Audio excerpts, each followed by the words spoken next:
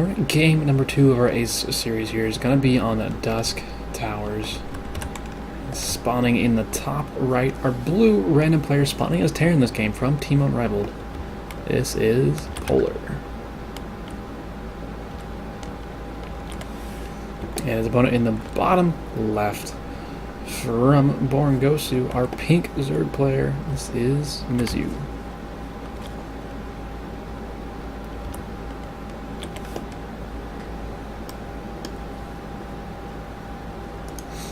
So last game was an interesting tap out for Msyu. I feel like that Protoss army was probably about to die. I think the biggest thing Msyu was probably thinking that was the fact that he had lost most of his extra bases. Like anytime he tried putting up a mining base, it got sniped off by DTs. So he didn't have a fallback economy, so he didn't have the bank that Polar had to actually remax. And I guess once he saw his main ground army die beyond those lurkers, he didn't think he had a chance to come back, which I think it was definitely a possibility. Polar probably still had enough money to keep making units for quite a while and trading like that. And, I mean, with the best of 3 series, if you don't feel good about one game, you've got 2 more left to try to come back. It does mean Polar does have a 1-0 advantage here in this series, and the series, of course, does decide the match week for these 2 teams. So TVZ, I don't know if I've ever seen Polar play Terran, so this is funny. As I mentioned, he just switched to random this season. He has always been a Protoss player, so seeing him play random is pretty cool. And seeing him play random apparently pretty well is also pretty cool. I mean, obviously winning the last map isn't too surprising. It was Protoss for him. But we'll have to see what he can do as a Terran player now. Msyu once again did just go for this hatch first into gas into pool. He got speed and pulled out of gas pretty much immediately. Yeah, immediately. And he's going to be able to play around with a Reaper for a little while. Just both players just kind of dancing a little bit. All that Polar really wants to do is just kind of scatter around and make sure he's not going to be surprised by anything that's early. Well done by Polar there, escaping up to the high ground. He's not going to lose this Reaper just yet. He's going to try to dive in and see a little bit more. Make sure there's nothing really bailing us sitting behind this mineral line. And he's probably going to go ahead and get out of here. Factory coming from Polar, but no second gas just yet. And a third command center coming down here for our Terran player as well. And Overlord, I do believe an Overlord got killed. Yeah, an Overlord got killed on this side of the map as it was scouting on in the early part of this game.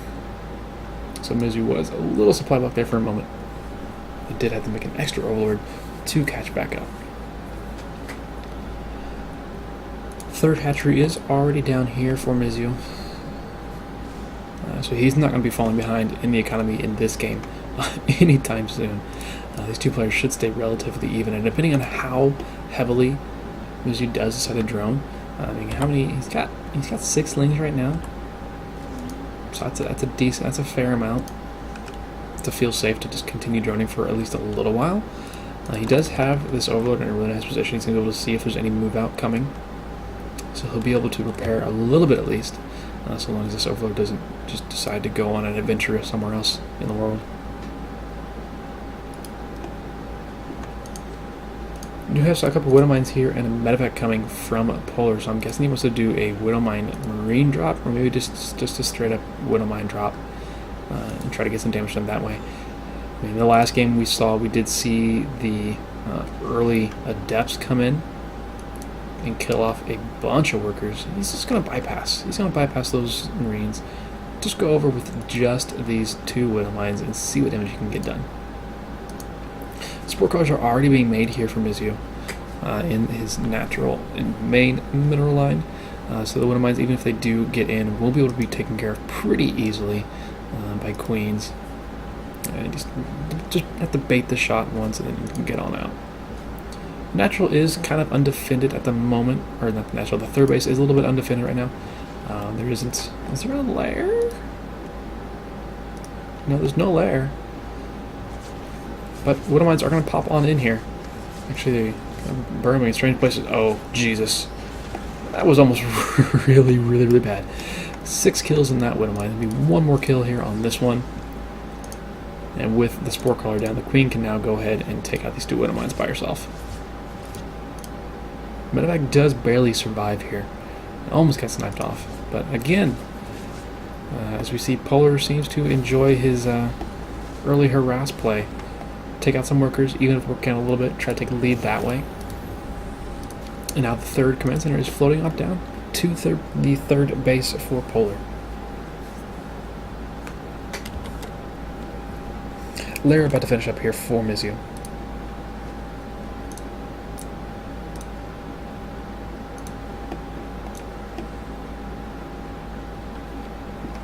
Just a nice setup here for both players. +1 attack is going to be finishing up pretty soon here for Polar. I think adding on a 2nd engineering bay. So I hope he has on an armory as well, so we can actually get up to +2.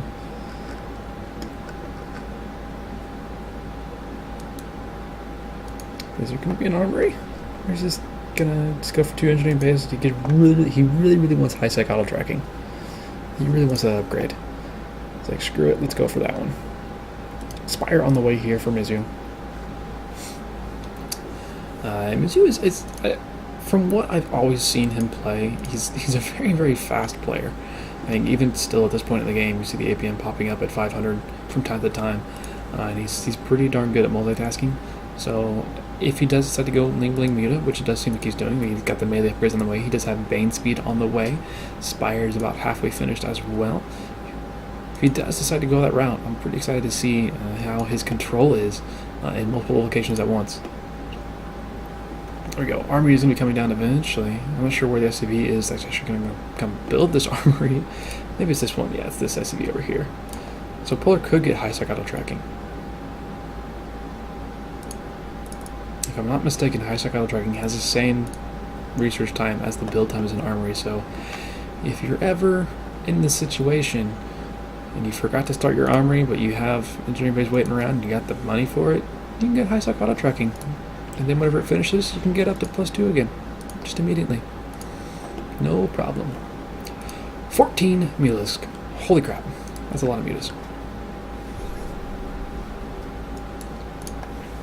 I completely missed this Liberator go in while I was so excited about that armory. It went in and killed 4 more workers. Actually, I think 3 more workers, and it killed a Overlord as well down there. This is a rather large move out here from Polar. He does have stem. Does he have?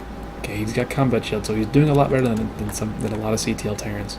He's got stem and he's got combat shield, so well done for him. But we see once again Msyu with this really nice creep spread. He's got nice vision that way. This could be really, really dangerous if he actually runs directly into the stem bio army. Oh, stems wreck! Oh my lord, I'm so close. That could have been so much worse for Msyu. As it stands, I think he only lost 2. Oh, he lost 4 mutas. Alright, so 400 gas there. That kind of hurts a little bit. Starting off these engagements with losing a bunch of mutas, never a fun time. And well, Polar he's pretty bossy. He's actually gonna just go directly on to creep. He's always gonna park this Liberator right over some morphing Banelings. Only gonna get a couple of kills, and actually Polar put himself in a really terrible position. Almost every single one of his Marines just went down. Now there's just a couple of Marauders left over to contend with his complete ground force and the air force as well. There's a couple of Widow Mines out front, but now Polar is definitely on the run. Mutas are starting to get on top of these medevacs as well. Widow Mines, can he get some shots off? Oh, well done, I miss you. Oh no, Widow Mines. Okie doke. Well, they killed one. He killed one of the Widow Mines. Just needs to split off one of those units to go take a shot. He does kill off the last Liberator, but at the cost of a bunch of his mutas here. It is still quite a ground force here for Msyu. So he does still have that going for him, and then he did kill off a bunch of the army of Polar just a few minutes ago. I think 26 Marines and 12 Marauders died. It is 10 mutas that have gone down so far in this game, so that was applauding my theoretical control of Msyu, but it's not showing up just yet. But now he's going to start getting into the situation where he's going to be able to actually do something about this multitask harassment. This 4th base is relatively undefended in the back. He could just swoop in there and take out these mules and start picking away a little bit at the command center, even if he wanted to. He's going to fly over the army once again, but he will back off this time. Won't lose a meter this time. Another scan going down just to clear up a little bit of creep. Okay, a single tumor. Get the second one. You just get the second tumor. So cleans up a little bit of creep. And Msyu is just going to try to put himself in a position where he can... I don't know why he's like trying to... Well, he's just baiting with those mutas. He's just trying to bait with the mutas, and it may almost work. Once again, Polar almost kind of putting himself in a bad position where he's back against a wall. But does have enough there to scare off Msyu for a little bit longer at least.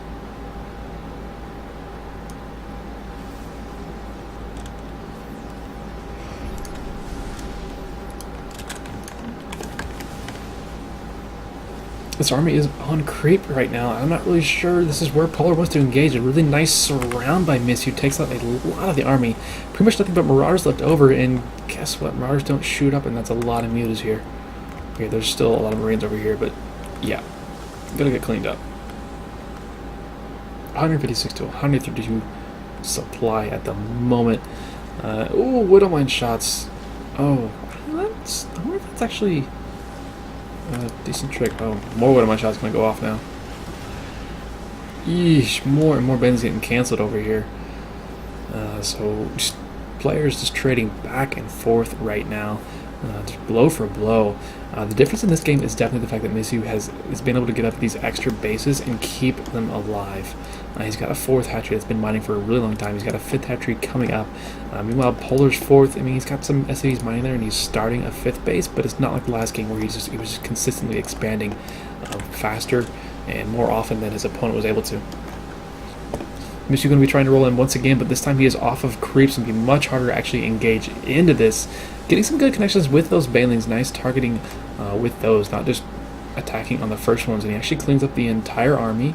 I think he cleaned up all of the medevacs as well, and now Msyu pretty well just needs to figure out how he wants to deal with these Widow Mines, because the Widow Mines seem to be the bane of our Zerg player at the moment. What is it, 10, 13, 16 kills on these Widow Mines alone. There is a lot of mutas, and they're actually flying right over top of the Widow Mines. The Widow Mines are all going to go down, so there we go.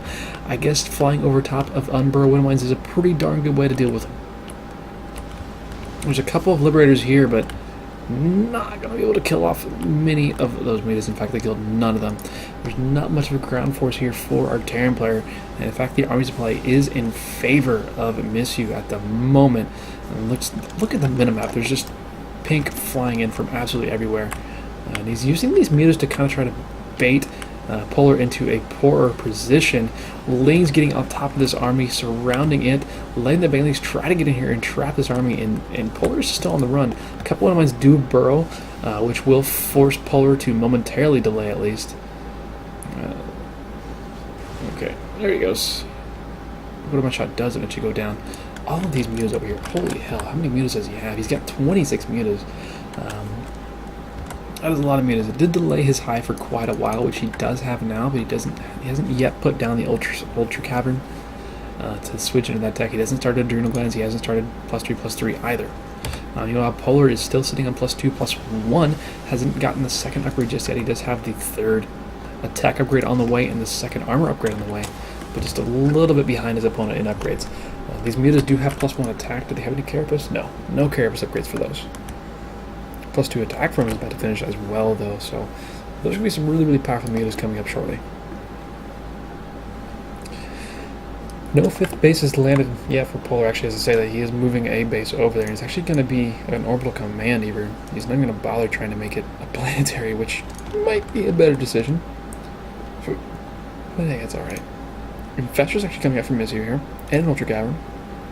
So despite using so much of his gas on mutas in this game, he's found a way to actually make some Infestors and go into Ultras.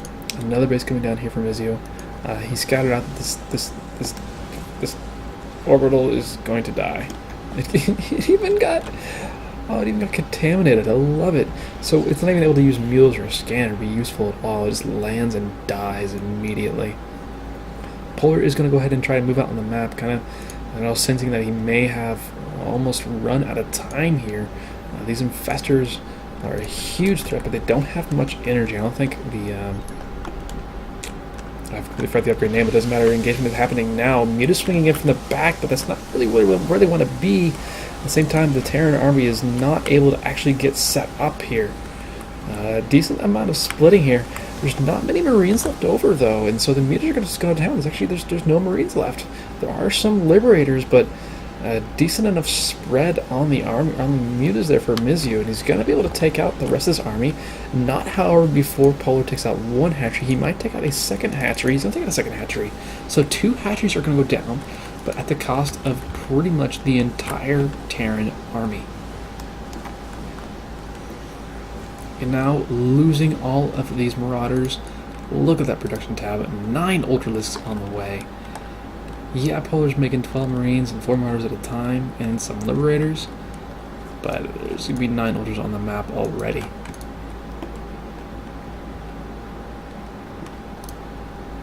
+3/+2 is finished here for our Terran player. Still +2/+2 right now for the Zerg. He does still have a ton of Mewtwo's. He's got 20 Mewtwo's still. Now he's going to start harassing this mineral line even. He's going to take out another turret. Going to deny mining here at this base for a little bit of time. Give himself some more time to get up more Ultras, more upgrades. There we go, +3/+3 on the way. The Carapace upgrades for the Ultras on the way as well. More hatcheries coming down. He's just replacing the 2 that he lost and adding in another one. There's actually a couple of Widow Mines over here. Cheeky little Widow Mines. Man, if he like transfers a bunch of drones at once over there, that would be just a disaster. Polar is getting aggressive once again, but it's so many Ultras. I almost wish he would wait for the Carapace upgrade to finish. He's not even going to bother. Widowmine shot's going to start going down, taking some pretty big hits, and well, he's forced Polar on the run, and he's going to be going back pretty much completely all the way to his own base. Just kiting those Ultras as best as he possibly can. Without creep, the Ultras are never going to be able to get on top of that without Infestors to actually lock that army in place. And now Marauders are chasing down some of these Ultras.